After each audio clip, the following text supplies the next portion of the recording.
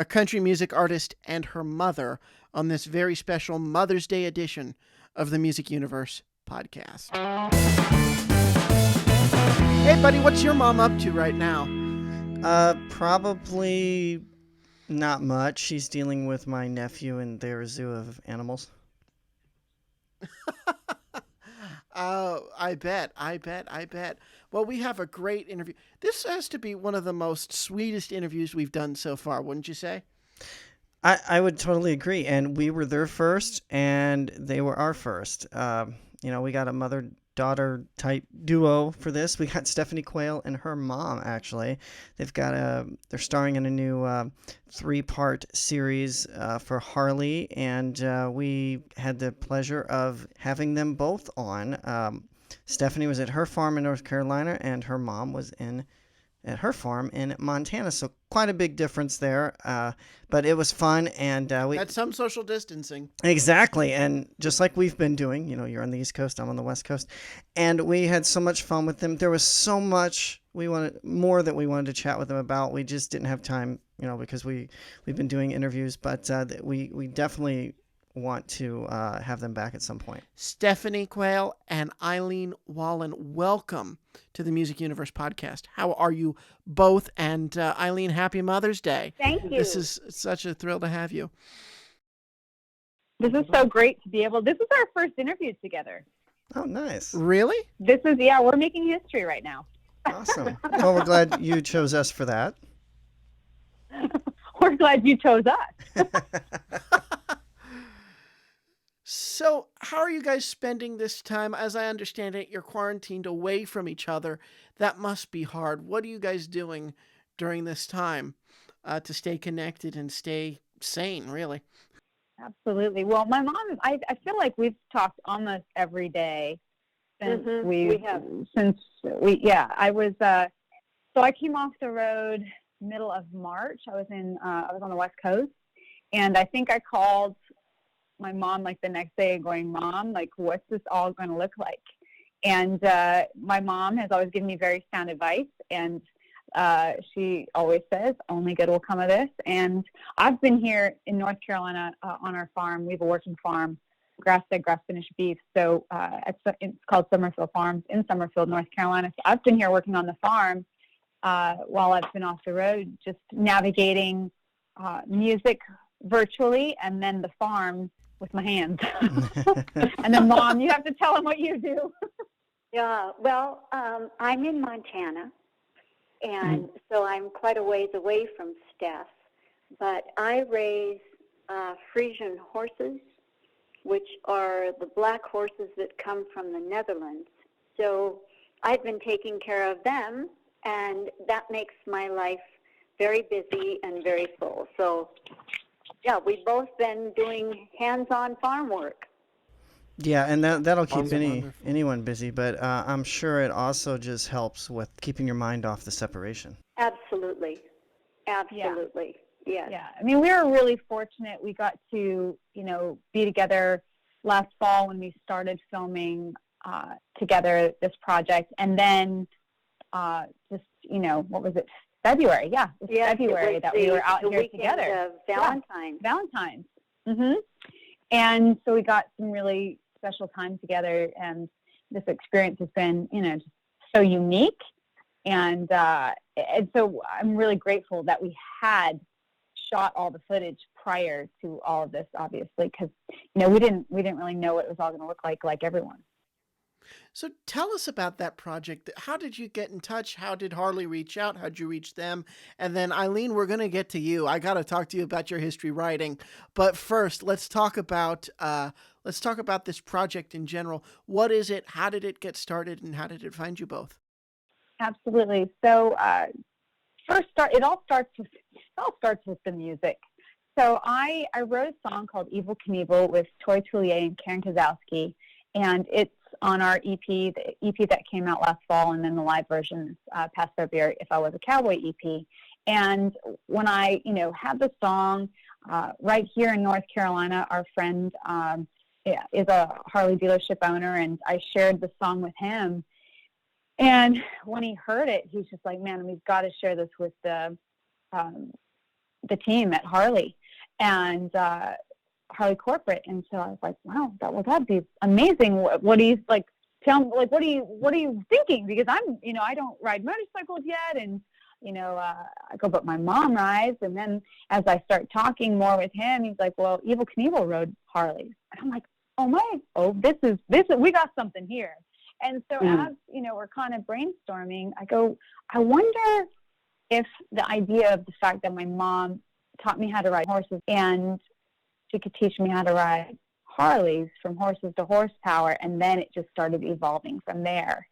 And we were able to share that with the Harley team, and they loved the idea of the mentorship and the relationship with my mom and I, and the experience of, it's so, you can't make this up.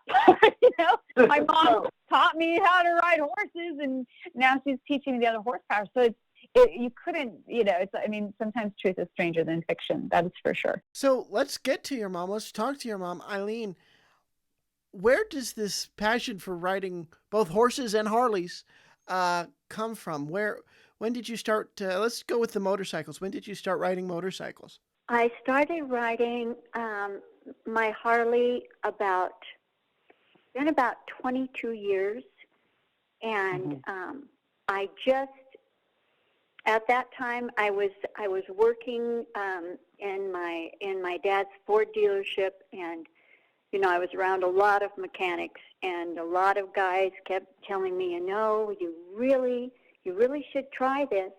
And once I did, I just absolutely fell in love with the freedom of being on a motorcycle, especially a Harley, and took the motorcycle safety courses.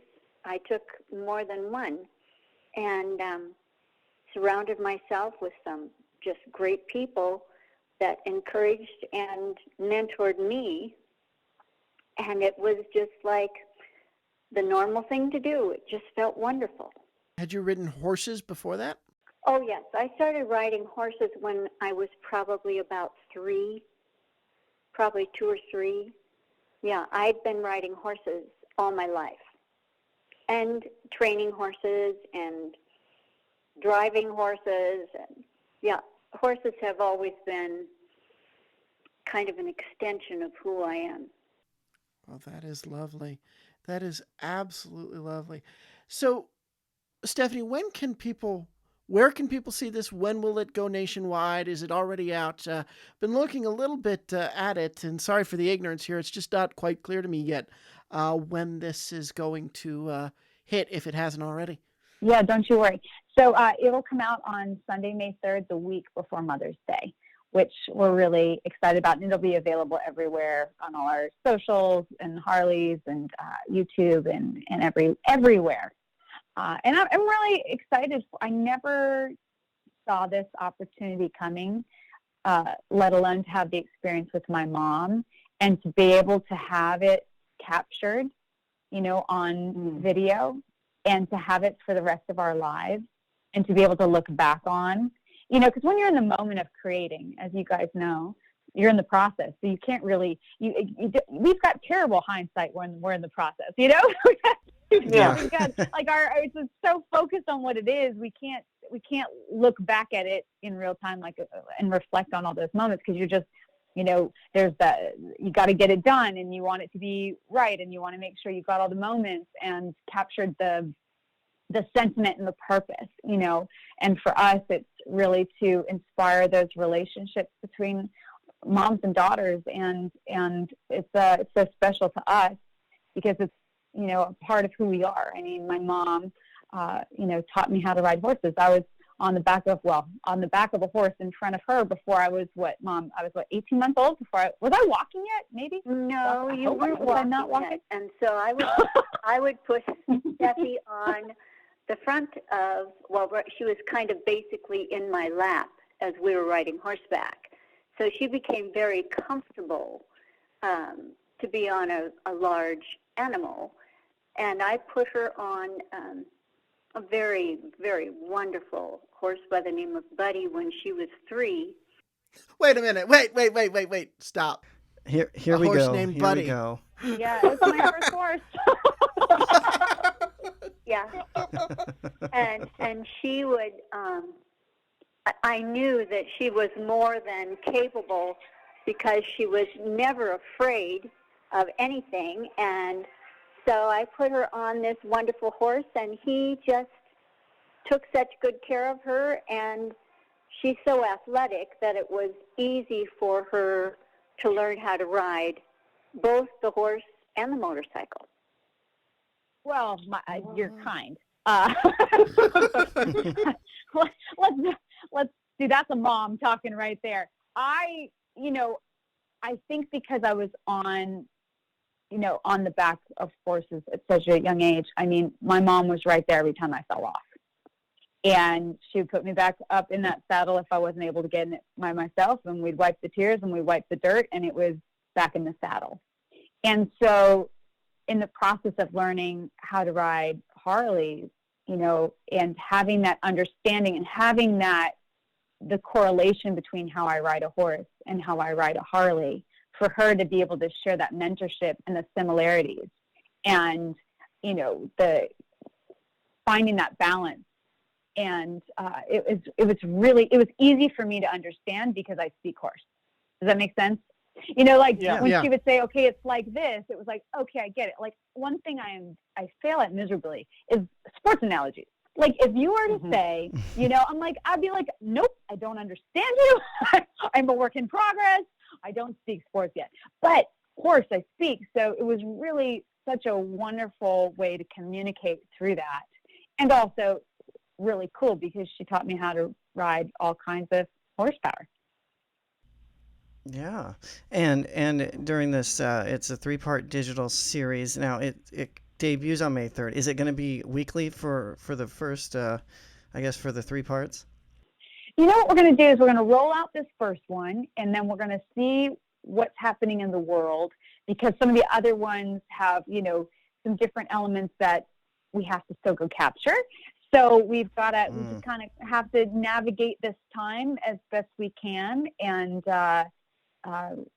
this is called the time in which the entire world is being more flexible than with the the mental side of just like how is this all going to work. So we're right now we're focused on this the first part of the video project to come out on May 3rd. It looks like it was a blast to record. Oh, it was so much fun. It was so much fun. I mean, we giggled and laughed and had so much fun, and it was so cold. Oh, my goodness, it was so cold, and we just had a ball. We had a great time. Again, we created, That's awesome. I think our hope for others is that, you just go make memories and find the time. And we have such a time right now to, even though we're separated, to reflect on memories, even as we're talking to you guys and sharing, our history of, my mom learning how to ride and me learning how to ride horses, and my mom learning how to ride Harleys and me learning how to ride Harleys, all that history, we talk about it so, quickly. So to have this moment with you guys and share that, and hopefully it'll inspire other people to, make memories. Speaking of memories and music and recording, having you both here for our Mother's Day special that we're going to do, Eileen, I have to ask you, what's it like to watch Stephanie's career? And Stephanie, was she always supportive of you? Talk about those beginnings and how your mom supported you. Oh, my goodness. Well, my mom is the reason I have my voice, because she would sing to me when I was in the womb. And this is what she tells me. So, Mom, you'll have to back me up. She was always singing.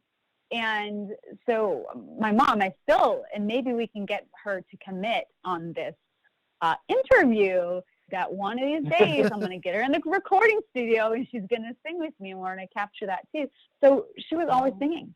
And so that's really where, between my mom singing and the little silver AM radio in our horse barn that played country music day in and day out, our world was filled with music. We had a piano under our staircase in our white farmhouse. And, all of us kids took piano lessons, and my mom plays, and My uncle plays and sings, so there's just a lot of music. My dad tries to sing, tries to play. So, it was just always there. And I think that when I went to, I never really knew it was possible as a career. And for me, I just didn't, growing up in Montana, I didn't know it was possible until I went to Switzerland. When I was 16, I did an exchange program. And within the first month of being in Freiburg, Switzerland, of all places, there was a little band at this little cafe I was at with my host brother, and they were talking about how their lead singer had moved back to Germany. And I said, because I'm very shy, to complete strangers, I'm like, hi, I sing. And they let me audition, and that was the first opportunity I had fronting a band. I've been singing in choir and at church, but this is my first opportunity really in that public space on stage, and I just fell in love with it and was on fire for music. So when I came home from Switzerland, I'm like, Mom, this is what I have to do. This is a must. This will be my life. I just didn't know how. Well, I have to interject something in here. When Steph was in Switzerland, I went over to see her, and I heard her sing with this band, and I was blown away. They were called Scotch and Soda, and they did incredible music together. And it was interesting to me because it didn't seem like any of them spoke the same language. I think one was German and one was High German and one was French, and it was just amazing. We all spoke music, though, that's for sure. They all spoke music, yes. Music's a universal language for sure. It absolutely is. Yeah. That's been what's been, I think, through this time. I don't know how you guys feel, but music definitely sounds different than it did about 2 months ago. Absolutely. And and the way that, the way I hear a song, the way I listen to a song, the way I take in the lyrics. I don't know, Mom, if you feel this way, but I've definitely, I don't know, it's just all, even, I was reading a great story about, this little kid in Australia who'd written a letter to Tom Hanks, and I started singing the song from Toy Story, You've Got a Friend in Me, and I'm like, well, goodness, this means a whole other level of things right now, and it's just incredible how our songs change through the times that we live. Well, forgive the example from another artist, but I have a feeling that when Luke Combs drops 6 Feet Apart on Friday, it'll be Friday when we're recording this, that is going to take a mantle in history the same as Courtesy of the Red, White, and Blue from Toby Keith. Universal language, but also in a stellar marker for history. Well, I was just going to ask, speaking of, hearing songs in a different light, has that inspired you to write anything while we're being quarantined? Absolutely. I've been doing virtual writes, which are completely new to me. I've done a few Skype writes with just maybe one other writer, but this is the first time where it's been myself and maybe 2 writers. And it's Zoom has been busy. And yes, there's a song that, and we've written a handful of songs over the last, I've got a lot of little song bites, things that are percolating. I've got to write tomorrow and the next day. But there's a song I wrote recently with Anna Voss and Park Chisholm called Solid Ground. And that one, I think, speaks to me the most about the current state of how we're all feeling, being that it feels very, we're unsettled, right? And that song is really powerful, really special. And I've got my little, morning show I call Hey Y'all, and I performed it on there, and it was special to get to see it, resonate and have that impact. And honestly, a couple of days ago, I played Evel Knievel because I just needed that little pick me up. And that song, the whole idea behind Evel Knievel, the song, is to find that courage and that fearlessness and that faith and that hope. And that's my go-to song when I need a little extra pep in my step, because I can visualize it when I hear that song, when I play that song, I mean, Montana, when I think of Montana, Montana is freedom for me. You know, when I think about the eagles soaring over the Yellowstone River and horses running wild and wide open, and now understanding the freedom of what it feels like to, you know what it feels like to ride a Harley, and to have that all wrapped up into one. I can sing that song and be all those places and feel all those things, which is really, really, you know, I'm grateful for it, because you can feel that, even though you can't necessarily go experience all of it right now. Right, and now back to kind of the Harley and music thing. When touring gets back going here, and I know you've shared stages with Willie Nelson, Bonnie Raitt, Aaron Watson, Carly Pearce, and many more, are you possibly, when you get maybe a little better at riding, are you maybe going to take your bike out on the road and see the country a different way? I mean, it's sure going to be easier than taking my horse. So I think so. That's true. Won't that be fun? Oh man, could you imagine if I tried to take my horse? My team would they'd be so mad.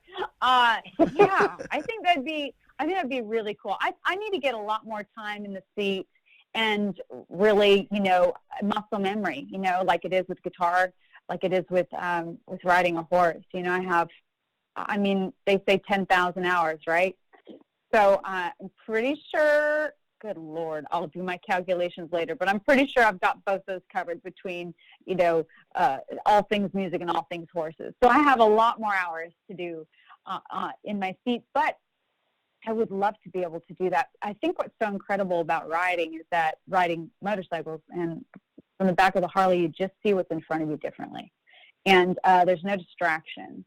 And that was one of the things that my mom and we really connected on, because I didn't really even know that I didn't have something like that in my life. You know, on the back of my horse, I can jump on my horse and I can do emails, and I can do phone calls, and I can, you know, talk to my fellow rider and, you know, and horseback rider. And what I found with riding motorcycles is I can just be in the moment and be completely about just that. And it's a freedom, like I said, that I didn't know I needed. And it's really special. She's right. It's even when I will ride with some of my girlfriends, and I have one girlfriend in particular where every year we will ride our motorcycles to Coeur d'Alene, Idaho, and to get a facial. Anyway, it's a wonderful trip going over several different passes, and even though we're together, it's a completely individual ride. You are definitely, as Steffi was saying, in that moment and enjoying it with all the sights and the smells that you don't necessarily take in a car. And it's a wonderful, wonderful experience. Yeah. And now we have it to talk about too. You know, like my mom and I can talk about horses for days. I mean, you know, when you're asking us first, when we were, you know, talking about like what we've been up to during this time, and being that we both have, you know, she's got her Friesians, I've got, you know, our cattle, and my slew of mini creatures, we'll call them.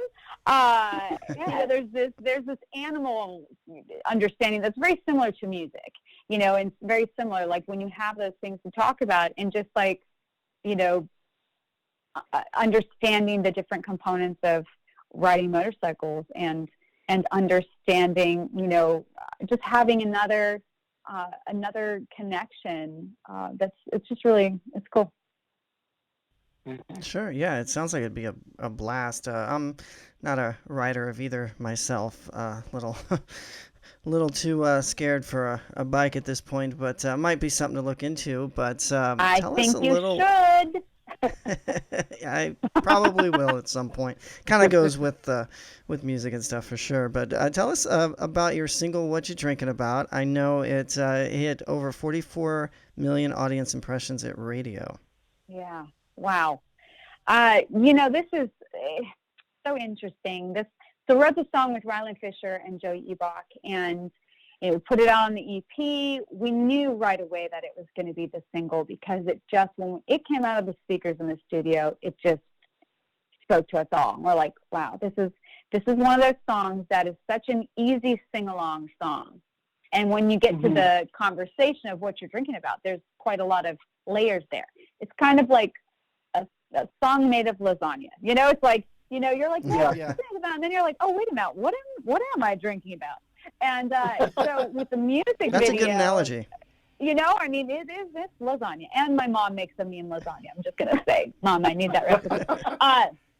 But to watch it, kind of take its own life at radio and find its way up the charts. And then the music video, I'm the ambassador for Bass Pro and Cabela's, and so to be able to shoot the video in the Memphis Pyramid, in the Big Cypress Lodge, which is inside, to shoot all night, to have all these fun components of the video that share little snippets of each other song off the EP, and watch the video really kind of give it a whole new breath. And now, coming into the summer with the song just finding its way.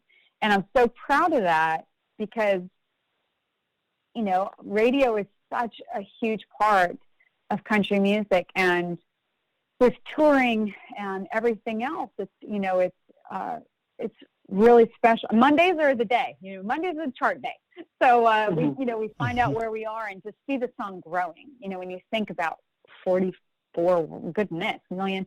I mean, that's a lot of ears and that's a lot of opportunity. So I'm really proud of that. And now, in a time where everyone's pretty much drinking about the same thing. If it's water, wine, whiskey, or beer, we're all kind of going, okay, so what's tomorrow going to look like, And I think that's another reason why the song is resonating so much, because on the surface, it is easy breezy. And then when you start getting into the depths of that conversation, what you're drinking about, then I think people really, it connects. Because we're all drinking about something. Right. Eileen, when you hear these numbers and you see your daughter's success, what do you think? Oh, my goodness. Every time I am around one of Stephanie's performances, which every single one that I have gone to has been extraordinary. When she comes on stage, there's just so much life and animation and excellence in what she does that, usually I end up crying because my heart just bursts. I just run out of words because she overflows with accessibility. People can access her love for music and her love for people so easily. And she gets on stage and she makes it look like a breeze. I get on stage, I would throw up. I mean, it's amazing to me. Oh, She's so comfortable on stage, and the music just pours out of her pores, is what it does. So, Stephanie, off of that, our last question for you, because we have to run in a minute. We're almost at our 30 minutes, which, by the way, flew by. It's Mother's Day, doing this for that. What does your mom mean to you? Well, my mom, like she has said that, horses are an extension of her. I am such an extension of her. So everything that she says that I am on stage, I only am because of her. And because truly she never told me I couldn't. My whole life, it was never like, oh, that's not going to happen. It's been met with such grace and belief. And I think, in some of the most challenging times of my life, which, my mom and I are very much half, the glass is always half full, right? We don't, Right. we're just happy to have a glass, actually. So Doesn't matter what's in it. yeah, we're just grateful. So I think that also because that's always been the way we've been, no matter Yeah. what was thrown at us, that I wear that really proudly. And also, to be able to represent my mom in a way that makes her proud, that's like super important to me, because I want other young women that might have, look, parents and kids, like, relationships are tough, and you don't always get to have second chances. So you have to create second chances. And so I hope that if there are any, moms and daughters that might not have that relationship, that they'll go seek it out and they'll go find a way, because it's really what makes everything make sense is our relationships with our family and our friends. And to my mom's point, I love people, and I love being able to pick them up if I can, bring them joy if I can, do something silly to make them laugh, have that understanding and empathy. And that's all learned. That's because I've watched it through my mom's, life, and have been able to watch grace at its finest. And I think that would be the best way to describe my mom and what Mother's Day means to me. That's so sweet. Well, this was beautiful. Our thanks again to Stephanie and Eileen. That was such a joy. I learned, like you were saying, you learned a lot. What surprised you? The horse and Harley connection there. Like, I guess if you ride one, it's not as hard to ride the other. And I did ride horses when I was younger, but it seems like a really neat experience that they get to do together. And what a better way, to have a Mother's Day weekend than them on the show. What I loved about it, something she said in there that I had to just interject my thought, was when she said that music right now sounds different. Yeah. I'm totally there. And I can't, now you reach, Big and Rich released Stay Home, Stay Home. And it's kind of a joke, and I know I can't sing, but when Luke Combs releases 6 Feet Apart, that is going to be the country music anthem for this time period. And she's exactly right. She is exactly right. Music has changed, and we will see how it changes going forward. But I think we have things like Mother's Day to take our mind off of that. Yeah, we just got to make the most of it, and we can't attend concerts right now, and maybe the future of concert attendance might be kind of not bleak, but just unknown of how that's going to happen. But, music's not going anywhere. These songs, whatever you hear, they're timeless. I don't care what the conditions are that those songs were written under. They're still timeless because they're never going to go anywhere. And we just need to take it in. And, hopefully we get to help bring that to people with introducing these artists and hopefully their new music. Absolutely. All right. Well, that's it for us today for the Music Universe podcast.